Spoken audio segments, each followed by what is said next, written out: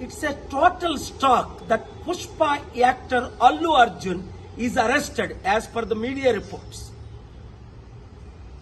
When Chandrababu Naidu conducted political rallies, 8 people died in Kandukur, 3 people died in Guntur, and in Puskaral time, Chandrababu needed a huge stunt where 23 people died.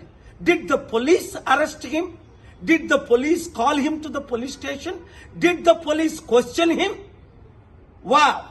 For powerful political leaders, one standard. For ordinary people and actors, other standard.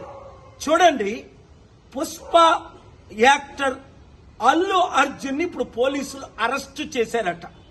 కారణం ఏంటి? ఆయన ఏదో సినిమాకి వెళ్ళినప్పుడు బీడులో తల్లి కొడుకు చనిపోయారట. మరి